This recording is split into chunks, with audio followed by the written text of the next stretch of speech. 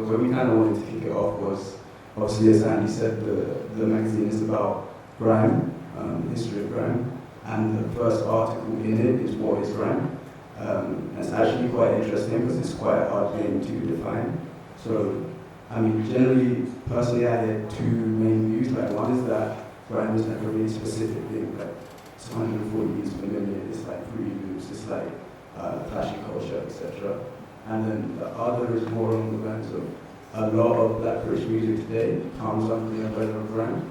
And then sometimes that's just from the perspective of misinformation, like it would be like, oh, Dave, so is a grime rapper, for example, which he's not. But often it can be more along the lines of like a lot of music genres that we have today, like UK drill, UK rap, or like Afro swing, for example, takes a lot of influence from grime.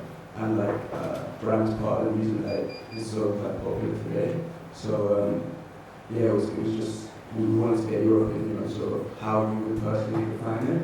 And yeah, like, what's your opinion on grime? I don't know if I can define grime for you. Yeah, it's a tough one because it's kind of like, it's going to sound really off, really wild, but I can't remember the guy's name, but he was asked to define what's pornography. And he said, I can't tell you what it is, but I know it when I see it.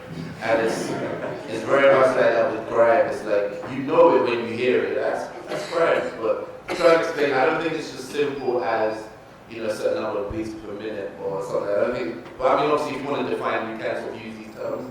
But I think grime is something that essentially you know when you hear it or when you see it, because, you know, we're actually in quite a unique position. We actually saw something grow. Most of us who are alive now, we saw something grow out of nothing.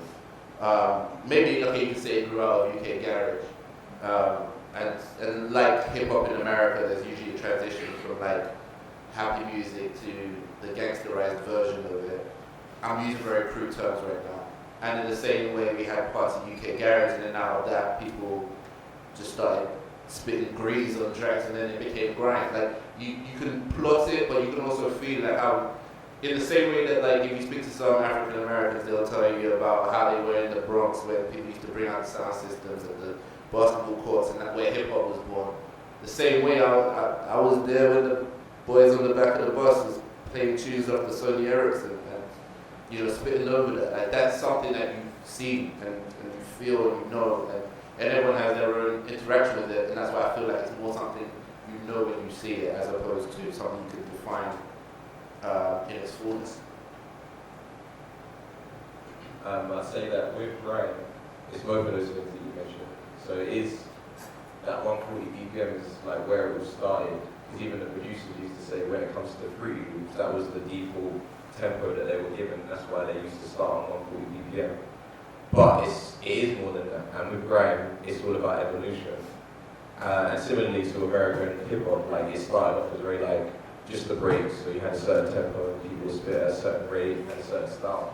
But it's evolved into many different categories and many different facets of hip hop. Just the same way that, although Afro swing is not grime sonically, it's definitely inspired by it. It's one of the genres that inspires Afro swing. It's one of the genres that inspires UK drill. And it's the thing that separates UK drill from American drill, in fact, the fact that it comes from grime.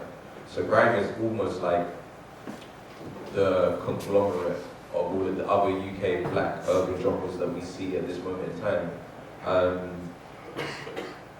Yeah, I feel like us being able to see where it started up to the point where it is now, and the fact that like even when it started, they didn't know what to call it, is exactly why we still have a discussion of exactly what is grime, just because it has evolved, it has thrown itself in many different formats over the time. Like some people say Stormzy's not a grime artist, but he does grime music when he wants to, kind of thing. Same thing with Dave, like he will touch grime music occasionally.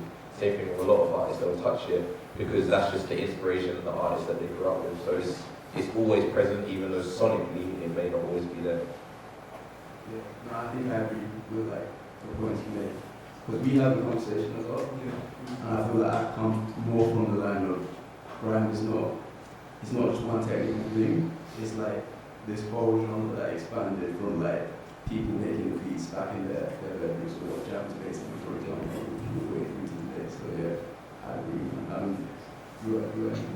Yeah, I think, like you say, grime is kind of transcended past grime music, and it's like almost a culture in itself. And that's like it's important to say that because, like you said, people might refer to Dave as a grime rapper, even though a lot of music he makes isn't a grime specifically, but he is part of grime culture, and so because of that, he's yeah, I think grime is more than just the sound type of music.